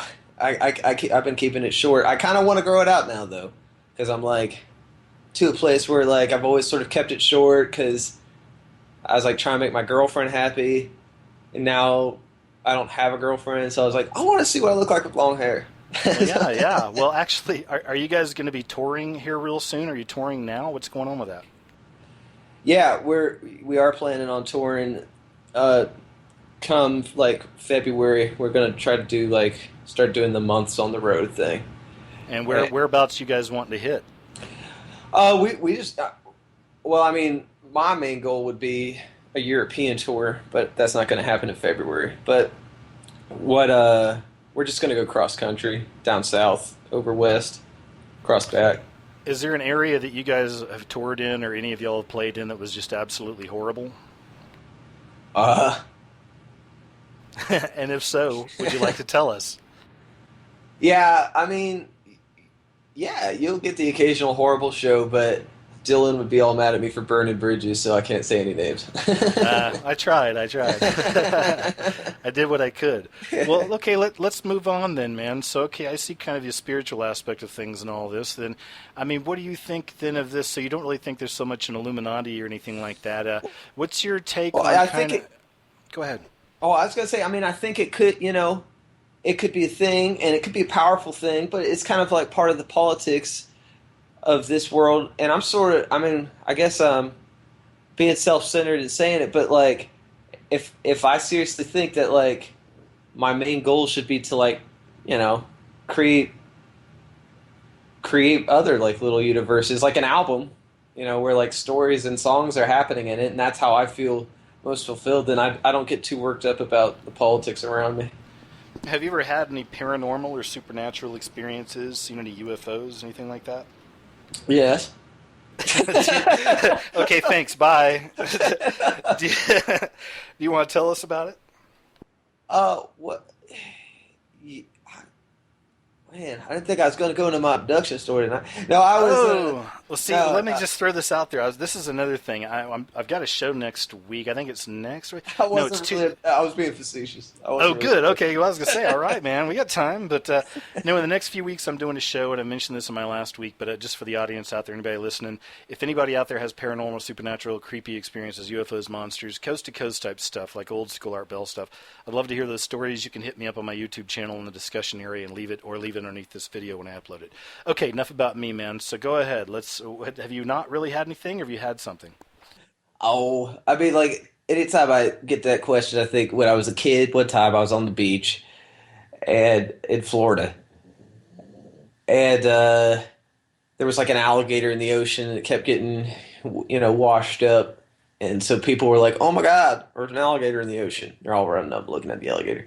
Well, I wasn't really looking at the alligator because I seen the alligator. So I was looking up, and I saw this, like, glowing disc thing. And it was there, it was just standing still. And then it started going one way, and then boom! Right on back the other direction. And I was like, what can move like that? And no one else saw it because they were all looking at the gator. That's cool. So that's UFOs. That's as close as I can get. And how about ghosts or anything like that? So-called ghosts, but go ahead. I've had relatives that were that I trust the word of talk about paranormal things happening to them, but never really. Well, here's one for you then, because I know you're kind of from the Midwest. I'm originally from Oklahoma myself. It's definitely very Midwest, of course. You can't get much more Midwest. But and this is something I was going to bring up on the kind of again, not to celebrate the Halloween thing so much, but around that spooky show we're going to do in a few weeks. But when I was a kid, and I did this with people that was from my church that I was raised in, and they were older than I was. There's a couple guys that drove, when I was like 14 or whatever. I hung out with these friends of mine who were like 17, 18 years old. And one thing we would all do is we'd get together on the weekends, and we would actually go try to find these places out in Oklahoma that were rumored to have these satanic cults, like doing rituals out in the fields and stuff. Have you ever heard about stuff like that? I imagine you have. There's always those stories. Well, I actually have a funny story about that. Hey, a funny satanic cult story. Let's go. So I used to ride my bike around these back trails that weren't really trails. I was just cutting through people's woods. And back in this one, I found all these like pews and a recliner up front. And there was like a turned over refrigerator. So I rode my bike back home. I tell my mom, "Mom, I found this weird place." So she rides her bike with me. We find it. And, she's like, "This is creepy. This is some weird stuff." And I was like, "Well, what's in the fridge? Do you wonder?" And she's like, "Don't open it." She was thinking it's going to be like heads and bodies. So I open it, and it's all this beer and liquor on ice, like a whole refrigerator full. Wow. And so we ride our bikes back home. My dad's like, "You know what, son? Those are probably devil worshippers. That's why they got to meet out there in the middle like that. Devil worshiping teenagers." And he said, "Now, I don't know about you, but I don't want teenagers racing up and down my street drunk." And I was like, "I don't either, Dad." He's like, "So what do you say? We go get all that beer and liquor." So we did, and we stole it all, and I got a beer out of it. Wow, that's definitely a Midwestern dad. That's good, man. Well, fair enough. Yeah, I always like to kind of throw that question out there, Well, let's talk about your music then a little bit. Let's talk about kind of your personal influences. I mean, what is it that you really like to put on and just kind of get lost in as far as music goes? Well, some choices might be embarrassing, but I'll say them unabashedly. I'll tell you what, man. If you admit some of your embarrassing ones, I'll admit some of mine. Go ahead. All right, okay. I've been getting really in to Meatloaf's "Bat Out of Hell," music by Jim Steinman. I don't think that's embarrassing. That's some really well That's an constructed music.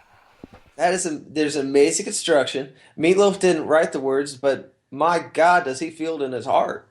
And it's just, oh my gosh, that album is so good. And even on top of that, I'd say like in that same realm, I've been listening to some Elton John, "Goodbye Yellow Brick Road," with the writing by Bernie Taupin. Yeah, those are the classics. That's some of the classics. You really can't go wrong. I think there.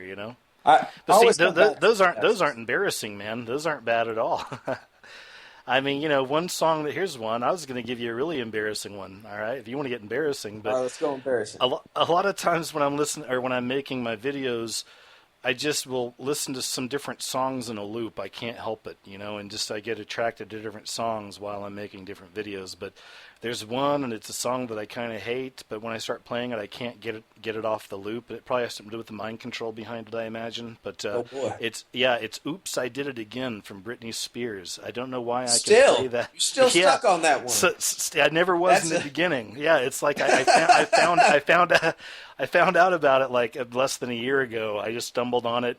Something clicked. I was making a video at the time. It inspired some stuff in there, just creatively, and then I just got stuck with it. I know I'm going to get taken to task for that by a lot of people, but we all have our weird kind of things. Oh yeah. Oh yeah. Yeah. No, So don't so feel bad at all. where do you want to ultimately be, man? Like say 5 years from now, where do you want to see you guys? How big do you guys want to go? We want to go big. I mean, I don't know. A lot of people seem like they have this like nostalgic want for the olden days of like record labels in the, late 70s, early 80s even. It's all digital now, right? It's a whole new Right. But landscape. I like that. I think we're living in the perfect time to I do think this so kind of too. thing. Because it's like, here's the thing. I was talking to Zappa. I was watching one of his interviews. He was just furious, and he was on MTV, and he's talking about the expenses that's going into his thing. And he says, "I got to pay $150,000 to do this record. Then I have to pay another $150,000 to make the music video. Essentially, a 4-minute advertisement for something I just put my heart and soul into, and that has to come directly out of the artist's pocket." You know. And so I have no envy for the olden days. I think that I think a band could still get big, but they got to get big because they're sharp. They got to stay sharp. Oh, I agree, man. I love it. I think it's great because even when I was in high school, I've always been a music nerd. I'd always go to those indie type record stores, when I was younger, and you know the one. You had them in your town too. You probably usually in a part of the college town, but go to those places and just pick and choose. I used to watch some old school 120 Minutes on MTV. I don't know. It's probably way ahead of your time. Have you heard of 120 Minutes on MTV? I don't think so. Yeah, way ahead of your time. I So remember if you Beavis and Butthead, but I don't remember that. well, it was a random, and it's one of those that you can find on YouTube, and but it's an old alternative music video thing that they used to do sometime during the week and run for a couple hours. But I like watching a lot of that stuff too. You can find, like I said, a lot of that. But yeah, so you find your way. I same here.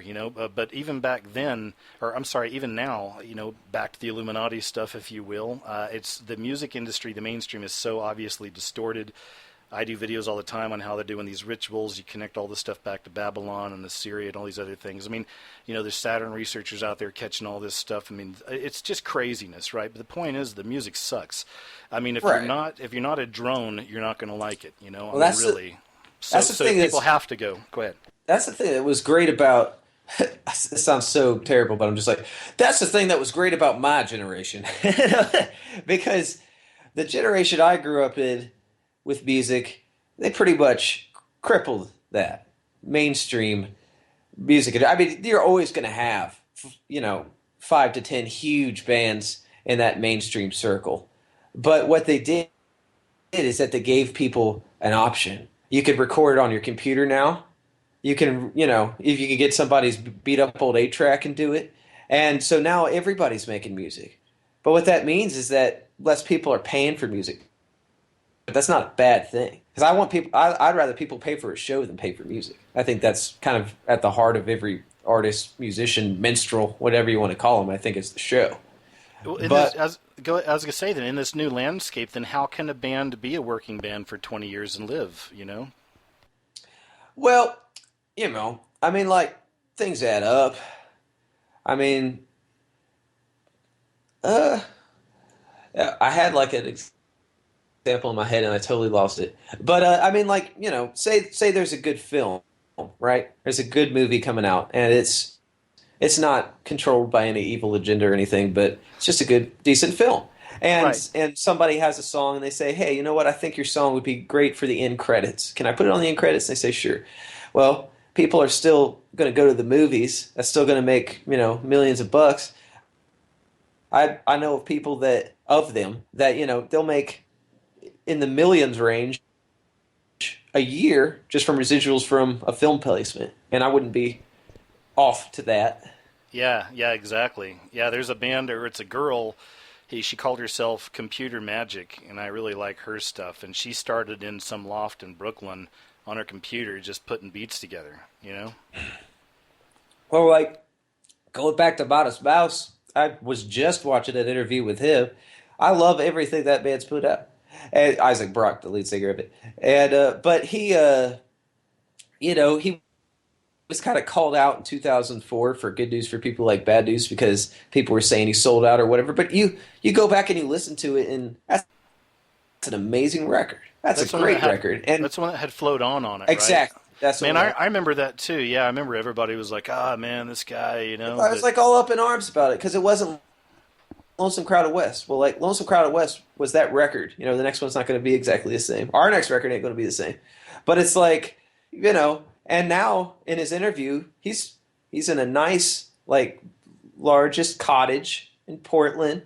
You know, he's like into taxidermy, which is kind of weird, but whatever. And he's just, you know, hanging out. He's got a studio upstairs, and he's jamming with the band, and you know, like that's a place that I'd like to find myself. I think that's it's possible.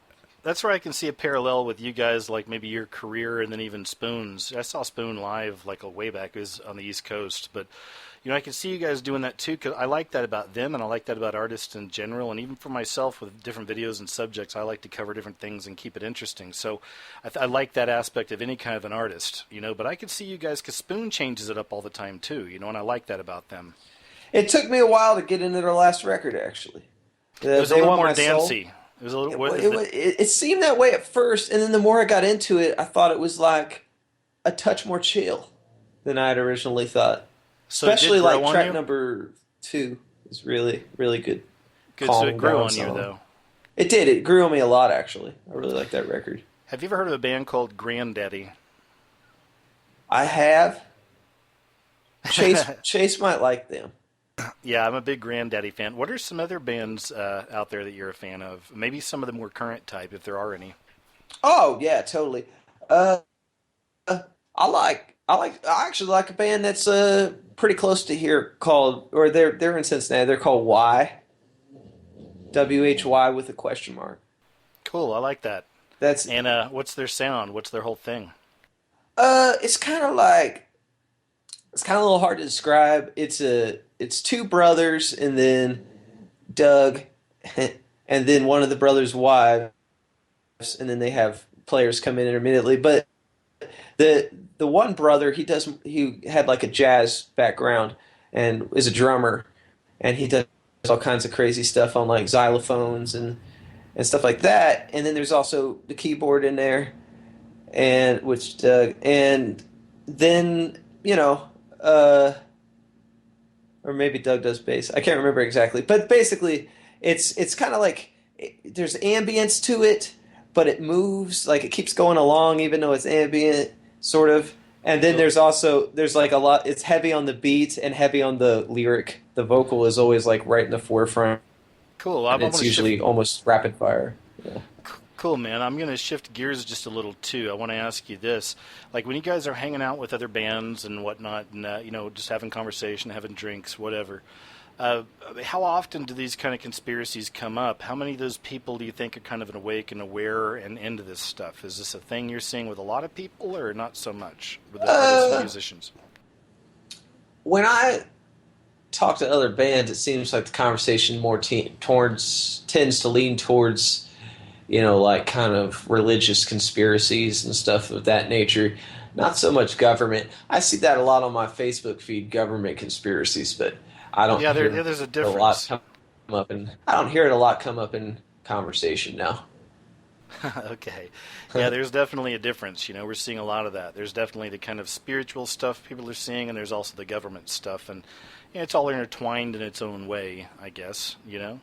Now, we still got a little bit of time here, but did you want to kind of maybe talk about the symbolism you guys put in the video for Detroit? Because some people are going to watch that and you may get attacked for it. You may have already known that. Maybe that's why you guys, part of the reason you put it in. But some people are going to be like, oh my God, look, it's an Illuminati band and they're devil worshippers. And what would you say to these people, just in case? Because that may happen. Hi. No, I would say, well, I had a religious upbringing of some kind, and basically what I'm doing in the album is I'm just trying to tell a big story. I'm trying to create a little universe and have a story happen in it. And so parts of my life are bleeding into it, because I'm the one writing it. And that Illuminati imagery, those are actually, those are supposed to sort of like, they're called, it says CC, or it says Cherub Class Angel on the side of their helmets. And oh wow! Let me throw this at you. This is interesting. Okay. I think it was last hour we were just talking about Cherub this. Class Law Enforcement Officer, CC Leo. That's what it was. Okay, go ahead. Yeah, no, that was all I was interjecting. My bad. Go ahead. No, that's cool. And was there any meaning behind it, or is it just the name? Well, yeah. I mean, it was just sort of, I had an upbringing that was very Armageddon-based, very end-of-the-world based. I'd like to keep the actual affiliation off the record if we could. No, of course. No, I demand, sir, I'm just kidding. Hey, I know Chase already told you. So. Yeah, no, you're cool, man. Totally. And I get it. And this is even on my channel, I always say it's not religion, it's relationship. Personal style. I was raised in a very conservative, modest, religious background, so even I feel weird about even talking about it sometimes. So I'm totally right there with you, man. But go ahead. It's sort of my interpretation of the Armageddon I always feared when I was a child. If we were told it might be quick, it might be long. So in this little world of the album, we're going to go ahead and end it towards the end. We're going to go to where my mind always goes for the end of the world. And this was not exactly as I was taught, but it was just sort of what I always was thinking. Yeah, and do you want to tell us a little bit, or is that going to be a spoiler to the? Because it sounds like kind of a concept album, I'm guessing, to a degree. Yeah. It is. There's definitely a central theme that runs through it. Like, I did a solo album before called Creepster Freakster, which was just... Where can we find that? Just on Bandcamp. It's just Richard Ringer, Creepster Freakster. Cool.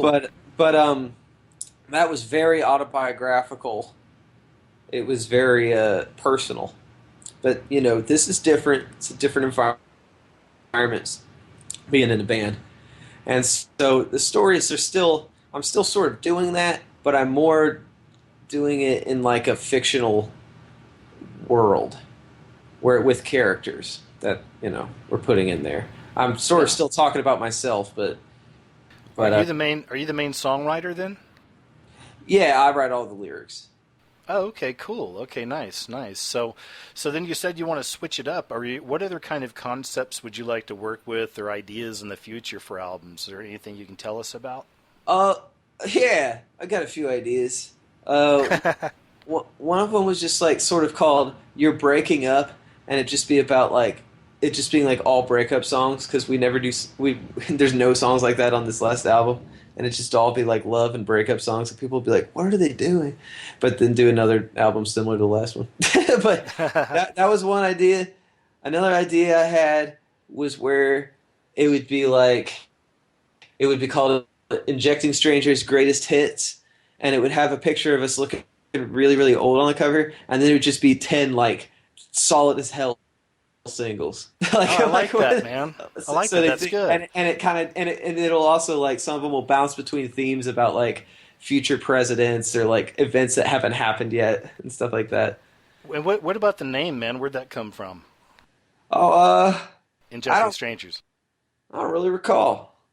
It's weird because I did a video a while back called "We Are the Experiment Now," and in that there was a clip I had used, and I think it was at the Wall Street thing where everybody was protesting, but some cops came by, grabbed this kid. It was all on video. They put him in a car, drove him away. Later, they let him go, and he shows how they had punctured him with something. They injected him with something. He's freaking out. The whole video's on there. But so when I saw your name, I was like, wow, Injecting Strangers. But I guess I was going too deep on that. Well, see, that's the beautiful thing is that I don't really recall. I know I'm the one who brought it to the table.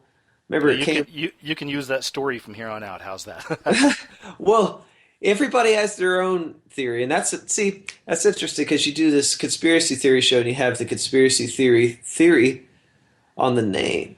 And my dad, when I told him, he said, "Oh, I get it, like mosquitoes."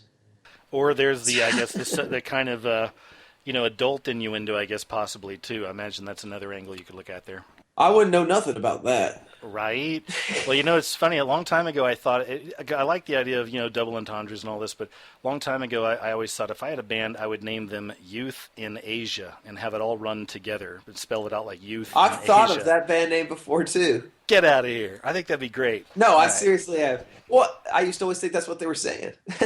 Yeah, exactly. Right. So but yeah, man. As a kid. Go ahead. Oh no, I was just when I was a kid.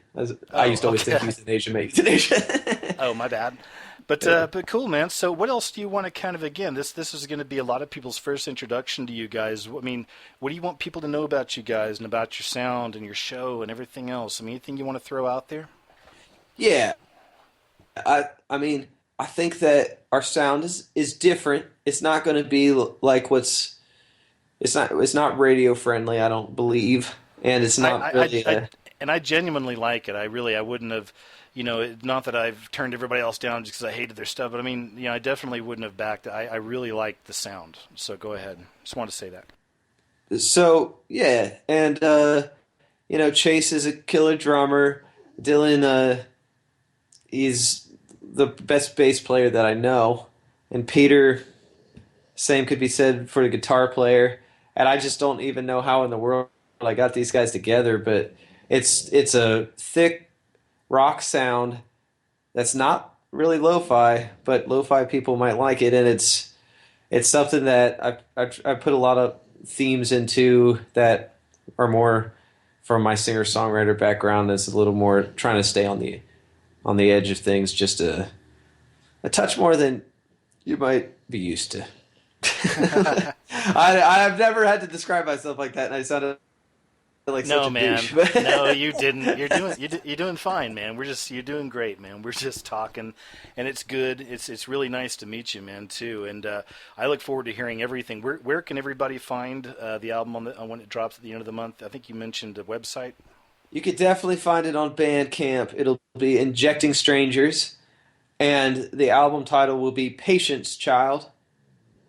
And and it'll be up on the 28th on Bandcamp. And if you just can't wait, we also have our music video, which we talked about before, but I'll just say it again, on the YouTubes, which is Injecting Strangers Detroit. And that'll give you a flavor of what the album is. Now, do you think you guys will continue kind of on your path? Because I know you're on your own path. All you guys are on kind of this awakening, and there's really no getting out of it. Like once it starts, it just kind of keeps coming. Even I still learn things. You can't take the sunglasses back off. Yeah, you really can't. And even if you try, man, it just doesn't work. Some girl's gonna bash a cigarette thing over your head, knock you out the window. Exactly. So exactly. So with that in mind, do you think that in the future you guys are going to continue to kind of try to add in some things here, that whatever, and just kind of maybe help wake people up more and more to the kind of real system that's in charge out there? I think our themes will evolve with our personality. I don't think that we would just completely shift gears and try to, all of a sudden be mainstream pop or anything. I think that we're all just, putting off our own energies in this band, and it's always going to stay that energy. Just, the dynamic will change from time to time as people change, but it'll still always be us. And so there wouldn't be any need to, change the format of writing. Well, Richard, on that note, man, I just wanted to say once again, thanks, man. It's a real pleasure meeting you, and I wish you guys nothing but the best. And I think you've told everyone where we can find your work, and I'll definitely leave some links. I always upload this show the next day within 24 hours to my YouTube channel, The Scariest Movie Ever. So you'll be able to go back there. People may be asking you questions and whatnot. You can answer them there, and I'll put some links underneath the show as well to your channel and your video and all that. Okay, so anything else you want to leave us with, man? Last time. I just want to say I'm glad you're still a fan after this conversation. Oh, stop. No, absolutely, Richard, man.